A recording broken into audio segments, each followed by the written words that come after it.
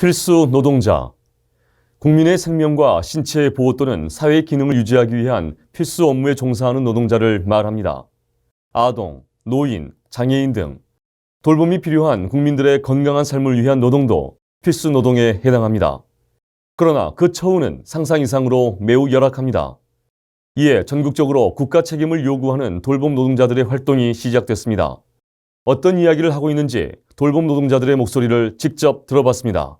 돌봄 노동자들이 거리로 나섰습니다.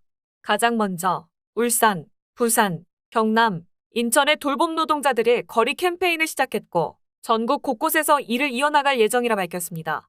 돌봄 노동자들이 거리로 나선 이유의 핵심은 돌봄의 공공성을 확대하고 국가가 이를 책임지라는 이유에서입니다. 돌봄 노동자가 110만 명에 육박할 만큼 돌봄 산업의 규모는 커졌지만 저임금과 열악한 노동 조건은 개선되지 않고 있습니다. 2만 5천 명의 아이돌봄이들의 근무 시간들이 개별적 조건에 따라서 다 다릅니다. 평균으로 잡으면 한 100만 원 조금 넘는 정도. 이 생활이 가능하려면 뭐 근무 시간이 좀 안정적이어야 그 수입에 기초해서 한 달 이제 생활 계획을 짜든 할 거 아닙니까? 근데 근무 시간이 달라진다거나 이용자가 갑자기 취소했었을 땐 아무런 좀 대책이 없습니다. 그래서 정부에다가 요구하고 있는 건 좀 안정적인 근무 시간 보장을 해서 주 25시간의 기본 근무 시간 보장을 좀 요구하고 있는 상황입니다. 어린이집은 원장 왕국이다 표현을 하거든요. 근로계약도 원장 마음대로, 해고도 원장 마음대로 하는 직장 내 괴롭힘의 문제가 요즘에 가장 심각하게 들어오고 있고요.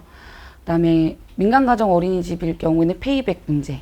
아직도 근절되지 않아서 여전히 들어오고 있는 상황이고. 윤석열 정부는 공공부문에서 민간 위탁이 가능한 업무에 대해서는 위탁을 확대하겠다는 정책을 펼치려 하고 있습니다. 이런 가운데 장애인 가족의 극단적 선택이 잇따르고 있습니다. 장애인 가족의 극단적 선택이 이어지는 배경에는 장애가 있는 자녀의 돌봄을 온전히 개별 가족이 지는 부양체계가 있다는 지적과 함께 장애인 부양체계를 국가가 책임지는 공적체계로 바꾸어야 한다고 가족들과 돌봄 노동자들은 주장하고 있습니다.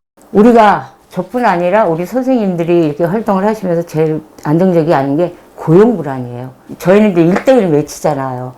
그래서 이렇게 하게 되면은 이용자가 기분 나빠, 나하고 안 맞아, 그만둬라고 하면 우리를 그날부로 잘리는 거야. 그러면은 우리는 그리고 언제 또 이렇게 매칭이 될지 모르니까 그게 한 달이 될 수 있고 2달이 될 수 있고 막 이러거든. 그러면은 이제 생활도 저희들 선생님들 엉망진창이 되는 거고. 그래서 외치는 게 월급제를 해줘라. 나라에서. 주 25시간을 근무를 하시는데 그건 이제 정해진 시간, 근무 시간인 거고요. 이 시간 외에도 사실은 그 독거노인들, 돌보는 노인분들의 안전을 확인을 해야 되기 때문에 수시로 전화를 하게 되어 있고, 또 후원물품이나 이런 것들이 있으면 또 가정에 배달을 이제 방문을 해서 전해드리고 이런 것들이 있어서 시간에 근무를 하고 있음에도 불구하고 그만큼의 대가를 못 받는 좀 이런 어려움이 좀 있고요. 특별한 보육 수용도 없고, 뭐 예를 들면 교통실비나 통신비 같은 실비를 보장받지 못해서 오히려 실질 임금은 사실은 최저임금보다도 적어지는 좀 이런 어려움들이 있습니다.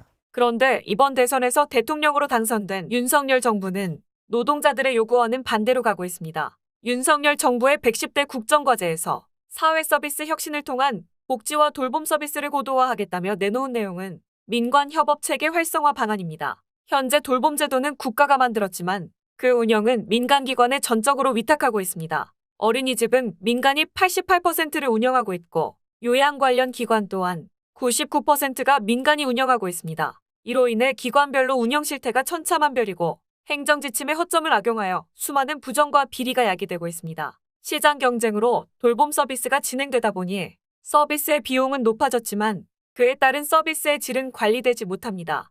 이는 고스란히 개인의 부담으로 전가되고 있습니다. 일을 해야 되는 매뉴얼은 있어요. 저희들에 대한 급여는 그냥 최저시급이에요. 좀 작은 민간 요양원은 정말 상황이 너무너무 열악하고 일하다가 다치면 그 치료비를 요양보호사, 그날 근무한 요양보호사들한테 걷는데요. 때에 따라서 원장이 돈이 없으면 돈이 없다고 돈도 빌리고 요양보호사들한테 요양보호사들의 임금에 가이드라인을 만들고 국가가 책임을 짓고 이끌어 나가야. 이를 위해 지난 문재인 정권 시기에 17개 시도의 사회서비스원을 설립해 사회서비스 노동자를 직접 고용하고 민간 중심 공급 구조의 한계를 극복하고자 했습니다.